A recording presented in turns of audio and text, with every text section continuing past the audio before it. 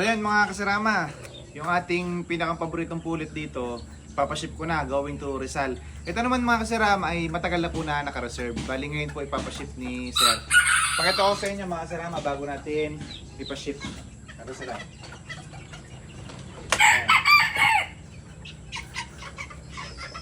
Ito yung ka-pair ng kukunin ni Sir. Ito.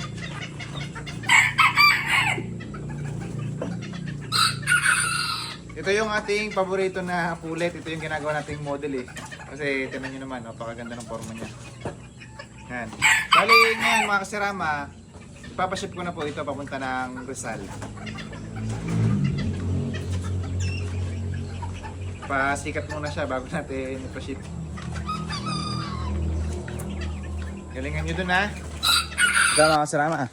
Dalhin na muna natin sa labas kasi parang 3 minutes away na lang yung Lalamove Rider. Kaya hintayin na lang natin doon mga kasirama. Sir, kayo po yan? Kaya pala. Yung ating